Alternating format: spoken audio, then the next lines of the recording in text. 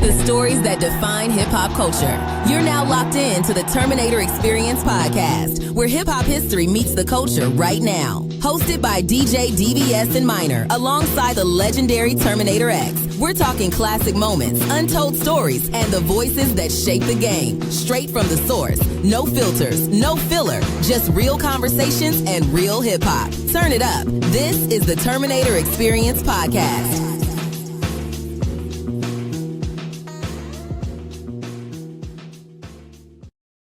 All right. Welcome to another edition of another episode, I should say, of the Terminator Xperience podcast. Terminator X. I got my brother Minor across there, brother Minor, and today we got the first original host of Rap City, the first comedian host of a rap tour, the one and only stand up brother, comedy king, Chris Thomas. Yes. Thomas. Thank you. Like Richard Pryor, thank you. Goddamn, thank you. And then the motherfucker came out, right? All right, so let me start by asking, Chris, nice to meet you. My pleasure. Yes, sir. Yes. I want to ask, like, what was as a child, what inspired you to become a comedian? Well, I guess God gave everybody some place in time I had a wild imagination. I used to take Superman serious. Mm-hmm. I literally jumped off a roof, Nice. thought I was Superman. And Did you have a cape? Did you put a sheet on? Or something? I had a towel, the school bus. I knew that was I had it tied to a T. I said, I don't give a damn if they know I'm not Clark Kent. I'm Chris Thomas. I'm flying today. I'm Chris Thomas, damn it. The bus pulled up in front of my house. I jumped off the bus. I ran through the house, ran upstairs, came out the window to the roof of the house, and I had my towel on. And I'm looking at the kids, and they were looking at me saying, that motherfucker is crazy. So was the concrete all right when you landed on it? I actually landed on the grass. Okay. But my arm landed on the cement. Okay.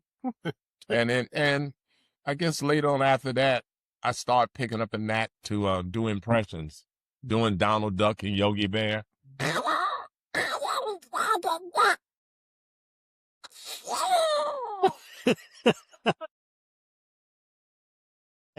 Who was the other one, Yogi Bear? Yogi Bear, well, boo-boo, with the smarter than the average bear. Hey, Yogi, Mr. Ranger. Well, forget Mr. Ranger. Just get you a picnic basket. So who was your favorite comedians as a child coming up? Rich Little. Oh, wow. Rich Little and George Kirby. Because I was the impressionist. It was kind of way before. I don't know if it was during the same time of Richard Pryor. Yeah. Mm-hmm. But I was, as an impressionist, I was moved by other impressionists because it's such a unique talent to be able to do voices, to do the Wolfman's. All right, it's old Wolfman Jack tonight here on the Midnight Special. Let the Midnight Special shine in on you.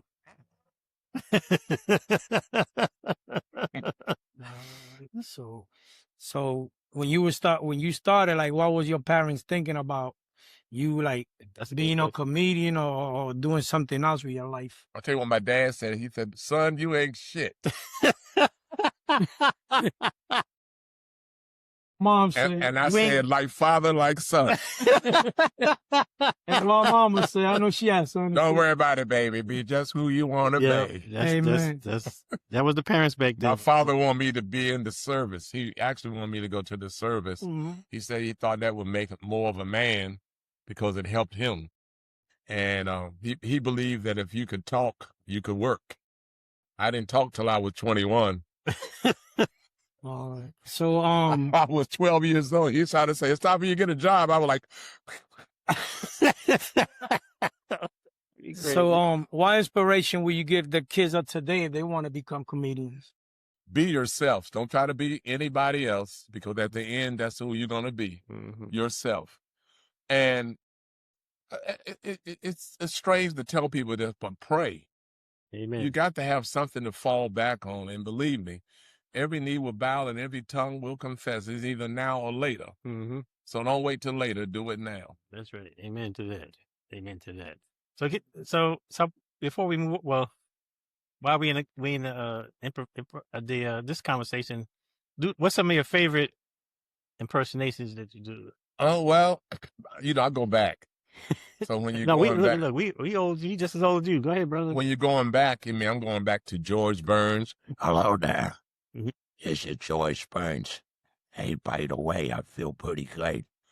Jimmy Stewart. Listen here, George. Paul Lynn from Bewitched. Watch it, Sammy. Roses are red, violets are blue. Turn Darren into a choo-choo. John Wayne. Well, get up here, you black son of a bitch. Mother and John Wayne. Yeah, any good ones with Red Fox? Listen, Bubba. Esther, you so ugly. And when you look in the mirror, it don't look back. I know you know about the 44th president of the United States. Barack, thank you, everybody. Thank you so much. The other day, Michelle said, Barack, when they go low, you go high. I said, that's okay, but tonight when we lay down, you go low. What's up with the orange orangutan? Tell us a little something with the orange orangutan. Wait. Y'all know who the orange orangutan is. Let's go low, baby. You ain't right. Yeah, man. But comedy, just like being a DJ and music, you have to have an imagination. That's right. You got to know how to get people up. Yeah. I mean, it's a sample. Sometimes you go on stage, I'm sure it's happened, when nobody's moving, and you say, well, okay, I got something for you. Yeah, that's until you hit that nerve. Yeah. And it's amazing how some people are just connected. The whole crowd can be connected on one nerve. And sometimes you can have half of the room going this way and another half of the room going that way. So. So what has been some of your most favorite countries or places that you've been to that you have such a good audience that you always have memory of that place to go back to? I like to say all. I like to say every place. I'm a big fan of cruises. Yes, sir. I love performing on cruises. I did the Tom Joyner cruise back in the day. Me, Jamie Foxx, Freddie Jackson, Mark Carey, Yvette Wilson. We used to do these cruises, and that was fantastic back in the day. And of course, traveling with the hip hop groups back in the day, it was very challenging because we're talking 15,000 people. A young man who don't know much about comedy, but I know how to do impressions. So I used to invent ways to get people to pay attention to me. So where you originally from? I was born in Greensboro, North Carolina. Oh, okay. And then before I was I went to kindergarten.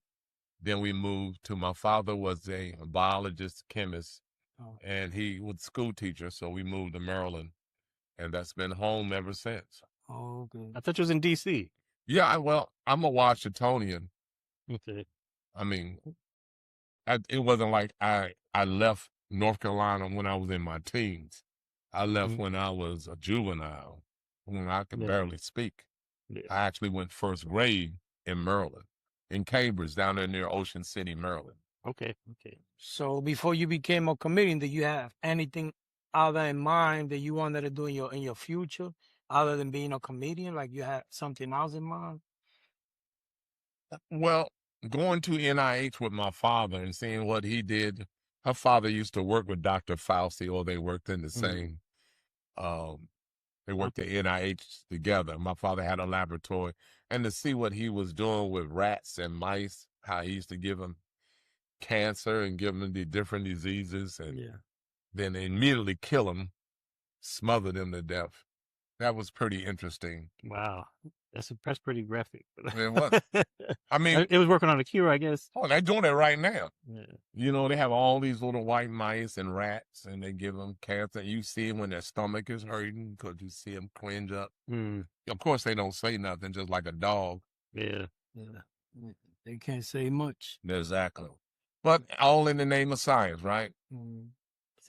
So yeah, we talked about this before we, went live. Is you had a great comedy album.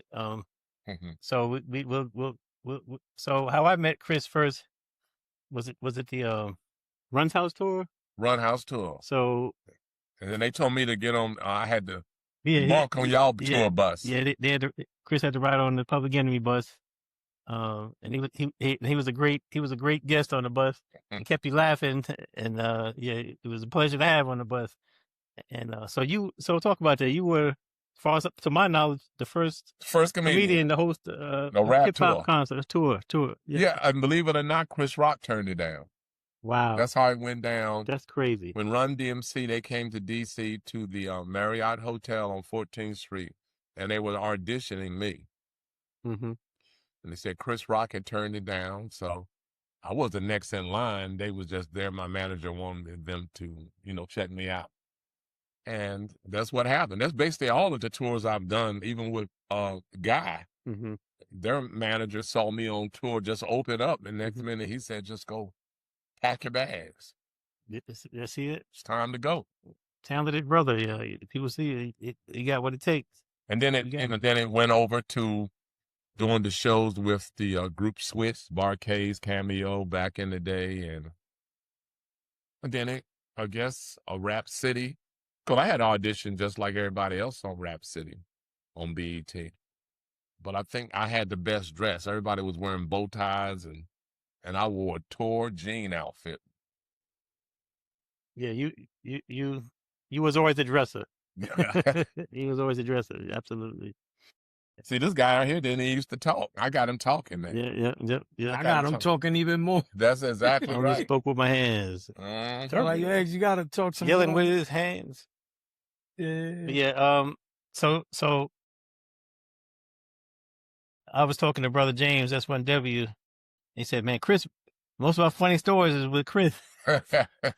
So what's some of them stories? Or do we need to pull up Mikey James? Love, you remember he used to be Mikey on tour? Love, yep. I was trying to fit in as a hip-hop artist.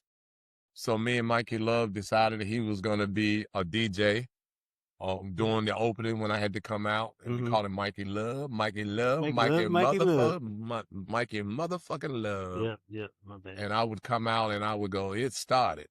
The beginning of life, there was caveman. Then came his wife. But back in those times, they didn't have no choice. Carried a club, then his hand that he used by force set out to get a meal. Dinosaur was the kill, and if he failed, he headed home. Man can't live by bread alone. And I remember he used to do that, the Cabbage Patch. The Cabbage Patch. Oh man, let me tell you something. This dude is the king, undisputed king of the Cabbage Patch. I'm just gonna tell you. I ain't gonna make him do it tonight. I'm gonna do it tonight. He's sitting there, I'm not here tomorrow. Right. Yeah, he's playing there. There you go. Yeah, let the people know where you're gonna be at tonight, man. And some of your upcoming shows. Raleigh, Good Nights. Charlie Goodnight. Former Charlie Goodnights tonight, 8:00, and we have a bunch of comedians, and we're gonna have a good time. My cousin ran into some family one day and found out that we were close cousin on my mom's side, light-skinned at Bobby Brown. And that's basically what it is. There he is. Is that light-skinned Bobby Brown? Come say hello, light-skinned Bobby Brown. Come on over here, light-skinned Bobby Brown. Hello. He just got married. This is light-skinned Bobby Brown. Y'all know him. I know him. Your clothes and all of mine too. So, man, we can't be saying that to each other. We can't do that. Yeah. I always tell them to come on stage with that. I can't do it now. My wife might kill me. It Tell ain't us good a enough. little bit Good about you, enough. man. What you want to know? Well, let's meet Like the what? wifey. Where the wifey at? Come here, wifey. She's right here. Yeah, Come on like, over here. what inspired She you hiding. to become a comedian yourself? Come on here. What inspired me? to This do is the new comedy? wife. Somebody told me that if you make a woman laugh, you know what I mean, she'll love you. So I've been doing comedy ever since. There she is. Hey, how you doing? Nah, but I started doing comedy because I couldn't get a record deal, to be honest with you. I was a rap artist, and everybody kept saying I sound like LL Cool J. I didn't know if that was good or bad. So, and there it is. And what was your inspiration to becoming a comedian? What Man, inspired you? You know, actually, I used to watch this guy. I didn't even know he was my cousin. I didn't even know what a comedian was outside of Richard Pryor. And I saw him host, was it The Night of the Living Bassheads? Yeah, with the public. Yeah, when I saw that video, I was like, this cat is funny. Not knowing that I saw him also on the Apollo where he used to do this bit, I've been waiting on you, Michael, about Michael Jackson going to prison. That's right. Michael, stop crying like a bitch. We'll give him to the face, but I want to hear that. And I afterwards. said, comedy and hip hop is so much alike because of the punchlines, the characters, because there was a lot of characters in hip hop like Biz. You had Old Dirty Bastard. Remember Rapping Duke, Bobby Jimmy. They were characters, Right. and he could do characters and then also, you know, just do comedy. So, you know, I was inspired by that. Okay, like I asked them, like, what will you tell other kids who are coming behind you and behind Chris? What inspiration will you give them about the business? The business part, that part I'm still learning. Mhm. But I would say as far as the craft, be true to the craft. Everything will work itself out, but be true to the craft. Because everybody that sits up and does comedy or does, you know, tell jokes at the cookout, it's different than standing up on stage. Because it's really saturated in my opinion. But this is a real artist right here. And when you're around somebody like that, they'll give you all kind of chips. So listen to when somebody that has some knowledge, been there, done it, tells you something, listen. And a lot of people don't listen. They think they know everything. You know what I mean? They make a hot clip on YouTube and all of a sudden they're the greatest thing since sliced bread in their mind. So, you know, just soak in the knowledge and do stage time. So other than trying to be a rapper and being a comedian now, what other things do you have in case these things didn't work out to go in your future with, like work and stuff like what? My bread and butter job. A lot Yes, of sir. people don't even know. I've been a truck driver for 33 years. I'm just now starting to get the truck driver belly. That's due to COVID. But, you know what I mean? I've been a truck driver for 33 years. That's how I pay my mortgage. Notice I said mortgage. I paid my mortgage, you know, took care of my kids, got a son in school that graduated as an engineer. So, you know, comedy is, you know, I'll take the ride where it comes. You know what I mean? And he was asking me what would I do if I hadn't done comedy. There's this bank I've been looking at.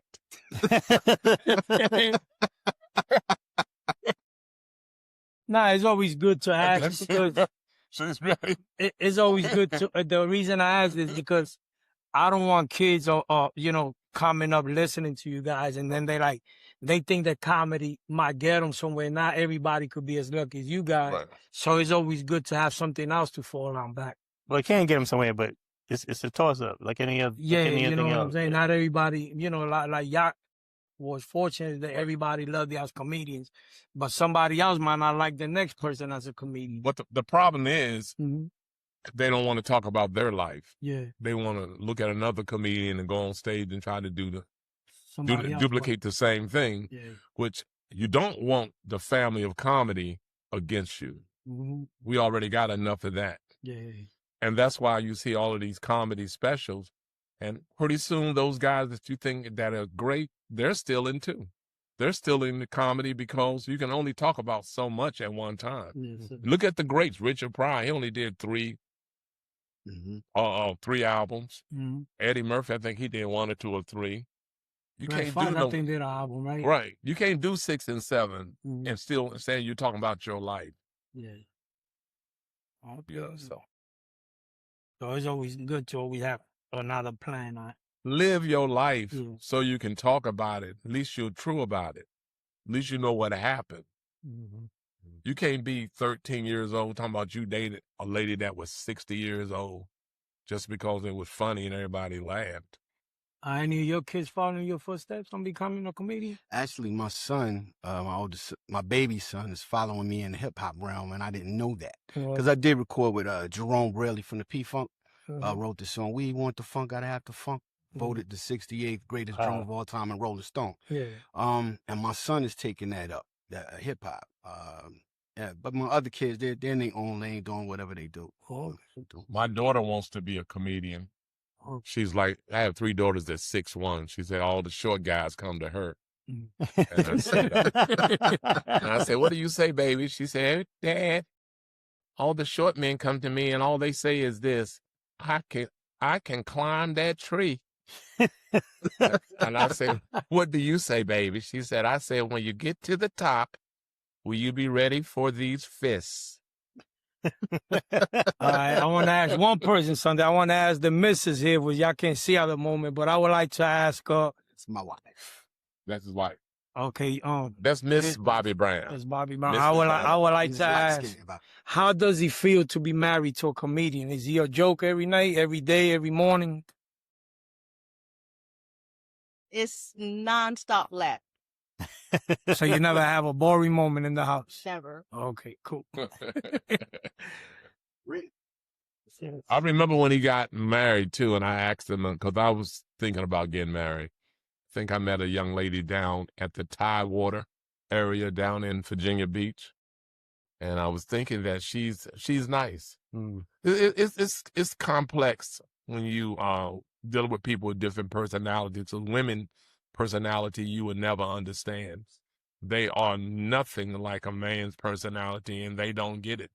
They think everything is based off of sex. And so tell us a bit about yourself. Hi, I'm Coach Ray. One of the cousins here of both these gentlemen. From New York, did a career in the military. Thank you for your service. Went back to college, spent a lot of time studying psychology and philosophy. Work with a lot of athletes, do a lot of counseling. And comedy called me. Bobby Brown here was always on my case. Dude, you're naturally funny. You need to do this. You need to do this. I'm like, okay, I guess I need some tutoring and some coaching because, like you said, being on a stage is a whole lot different than just being funny in front of your family. So, and who inspired you to be a comedian, to learn the trade? I'm learning it day by day. But my first, I love me some Richard Pryor. Love some Eddie Murphy. I'm a big fan of Dave Chappelle, a few others. And, of course, can't leave out my family here. I'm a big fan right here. A lot of people don't know this, but I was the guy that introduced David Chappelle on stage when he was 14. I'm the one that he talks about who said his name wrong. I said his last name wrong. I called him David Chappelle. So still the Chappelle. Yeah, so we got the governor here coaching us. So how was your military life? Oh, very successful, very successful. Will you tell the kids of today to join? Or oh, without a doubt. If there's a young man or woman that has no real desire, no real plan for their life, it's a great place to start. Learn a career, learn a job, be around a bunch of professionals. And then when you decide what you want to do, whether it be trade or go back to school, you got a leg up. So it's definitely a place. And I was glad to get my freedom back. Getting off the ship because it's sort of like being in the penitentiary. So I served my good conduct and I got my release. Now I'm all growed up. What were some of the places you were stationed at? I was in Japan for 6 years. I was in California for 17 years. Great Lakes, trained recruits in boot camp for 8 years there. And Norfolk, Virginia. Oh, okay. That's right. That's what my baby is. I'm coming, baby. I'm enjoying you, honey. I'm coming, baby. She loved to hear me say that. Don't get your feet wet. I'm jumping, baby. I'm leaving, baby. I'm broke, baby. So there's a all in the family crew here. Exactly. Absolutely. That's what's up, man. This is the first. It's my first time meeting this cousin. Yo, look at that. For me, y'all first on the Terminator Xperience podcast. School in session. We are family. I got all my brothers with me. We a family. Big celebration. That's right. Amen. Get up, everybody, sing. But yeah, I guess y'all are they all on the show tonight. Yes. Yes. So they had a legendary to Raleigh, North Carolina, Charlie Goodnight. It's been around for years and years and years. It's kind of like Raleigh's version of what's the one in Comedy Store, whatever, one in LA. What's Yeah, the one? Comedy Store. Yeah, it's I kind of got like a contract from them when I was 18. Mhm. They told me to sign it and don't leave. And I looked at him and I said, "Oh yeah." That's what she said. Wow. And I called my mom. I said, "Mom, they just gave me a contract to sign." She said, "Man, be a man." Oh, she said, "Boy, be a man." I said, "Okay, I'm coming home."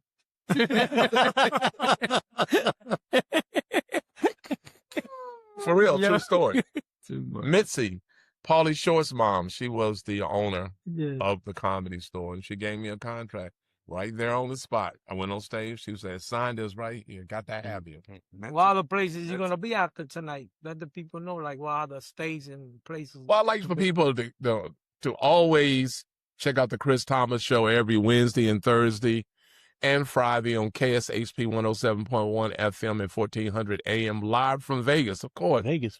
X-Man, Soren Baker from Source Magazine, DJ Mad Link from Rap City in the Basement. Of course, Noonie LaRue, one of the most fantastic female comics coming out. Fantastic. And you can see us on YouTube. We're doing a whole lot of things. I'm kind of one of them guys that don't believe in letting everybody know what you do. Be mysterious like Michael Jackson was. As soon as he came out, that's what happened to him. As soon as he happened, Michael, stop crying like a bitch. Yeah, I wanted to hear that, man. So Let's hear that. this is the joke. I said, if celebrities got locked up, they don't need to put them in a regular prison, put them in a celebrity prison. Mm. So can you imagine Michael Jackson locked up with Sidney Poitier in jail, and he's crying. Oh! And Sidney Poitier tap him on the shoulder. Michael, stop crying like a bitch. But I didn't do anything. Nobody in this fucking prison did anything, but we're here. So I was doing a rendition of different celebrities. James Earl Jones, Michael crying. And James Earl saying, "Michael, suppose I tell you I'm about to bust that ass. 9 out of 10 use it. Only one dick can match it." You crazy. I did that on the Def Jam. Yeah, I was getting ready to ask you that. Tell me about your history with the Def Comedy Jam. Well, when Def Jam first came out, they let me do all the auditions around in different cities. So I would take it and audition different comedians. And by the time I got on there, later on, I became one of the performers. Me, Chris Tucker, Cheryl Underwood, Ricky Harris, Tadao, we call him Tadao. Yeah, I remember him. Tadao. So Bob Sumner and Tina Graham, they was very, very inspirational. Let alone, we all used to hang out with Russell. Mm-hmm. So that was real cool, hang out with Russell and Diddy. Also doing the P. Diddy's Bad Boys of Comedy. I'm kind of mad at him that he didn't invite me to the party. Told him I could have brought my own Vaseline, goddamn. I don't know about that part, but okay. I don't know if I can. But don't mean that I'm getting in that party. Don't forget, there was women there. I got my Vaseline, baby.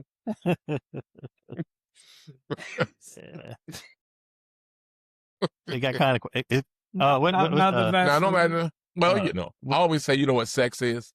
Sex ain't nothing but spit, fluid, and poo-poo. Depending on what hold you like.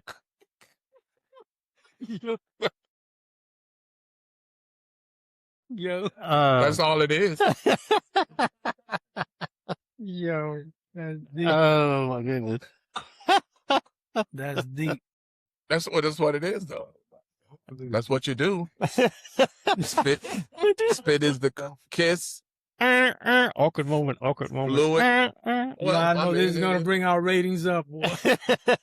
I know we got us a good one. Thank you so much.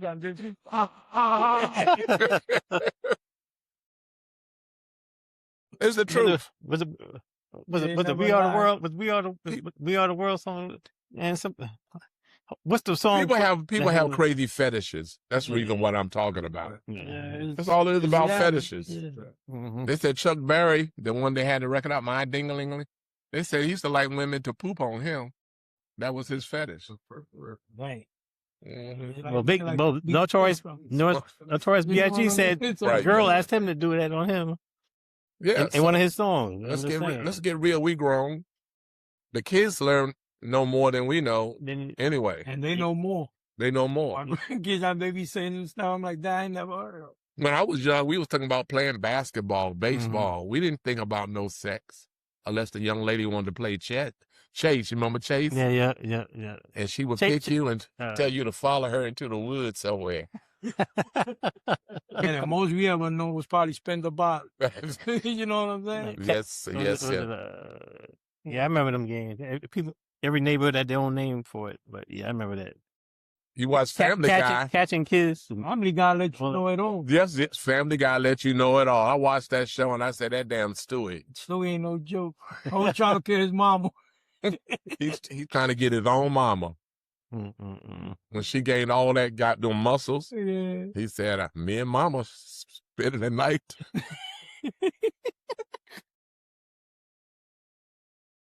Yo.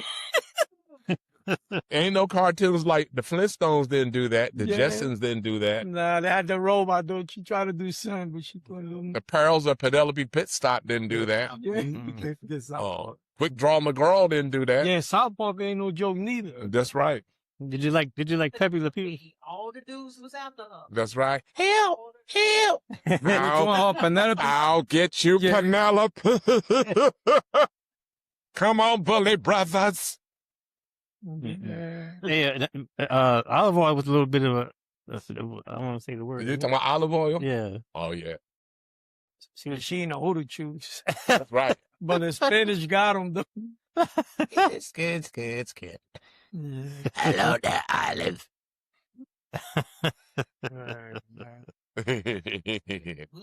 Jesse Jackson.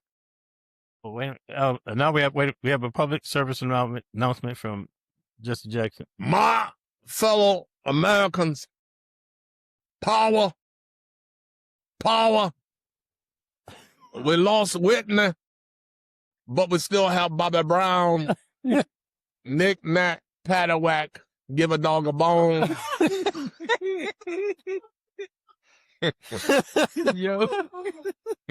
Hey, Jesse, was you happy when Barack Obama was elected? My tears rolled from my eyes. I saw Bernie Mac. Bernie Mac said, "What the fuck you crying for? You need to stop all that motherfucker crying."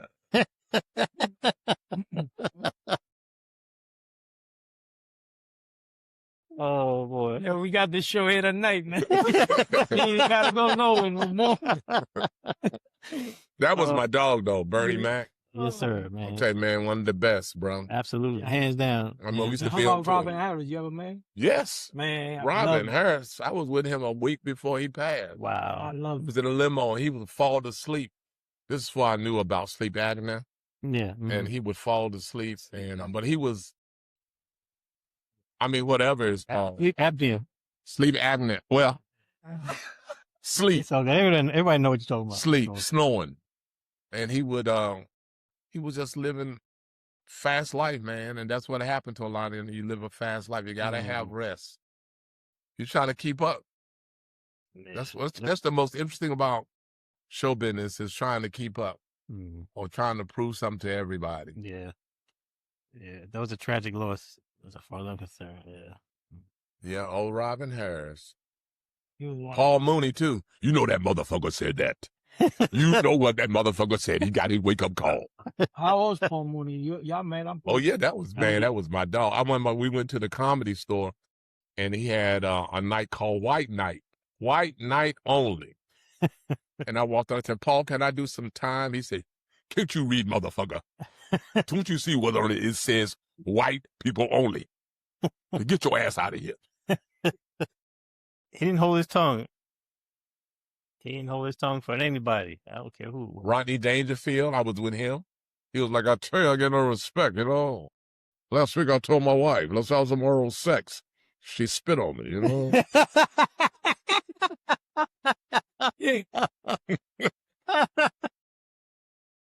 I told her I'm coming. She said it's already gone. I told her I'm having a heart attack. She said, let's make sure.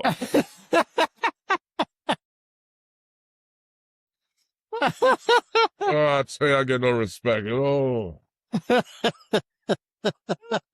And I used to always do flavor. Yeah, boy. Come on, Terminator.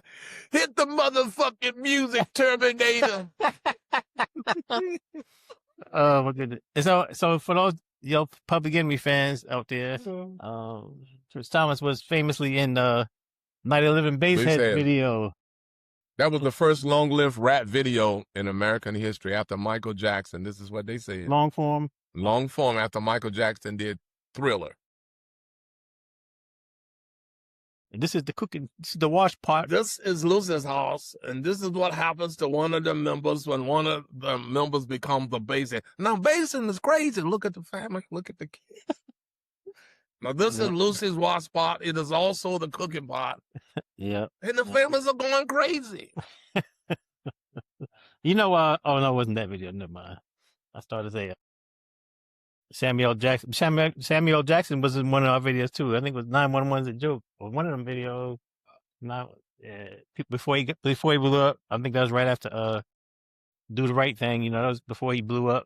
Those were the days. I don't know how much a music video can be in him unless somebody did it on the moon. And everybody say it's actually on the moon. But they done did it in the car, and did it on the ocean, and then on the boat. So repetitious. I want to ask all three of y'all brothers, man. So what do y'all think about what's going on today with all this hate and all this stuff that's going on today? Why can't people be like you guys and bring life more into funny things instead of having so much hatred towards others? Like, what would y'all advise to the people that have so much hate towards us? I can say real quick before Bobby. Mm-hmm. They don't know how to reprogram themselves. Mm-hmm. During COVID, it was showing you people dying right in front of your eyes. You have to know how to reprogram yourself.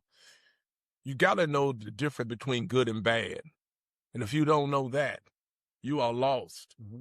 There's no reason why these young kids should be locked up. There's no reason why AIDS should be going on in these cities. You got to know the right thing. And if you don't know the right thing, then you're going to be left behind. That's going to do it for this episode of the Terminator Xperience podcast, hosted by DJ DVS, Minor, and the legendary Terminator X. Make sure you subscribe, rate, and leave a review, and tap in with us on social media for clips, updates, and behind the scenes. Until next time, keep the culture first, keep the sound heavy, and keep it locked right here.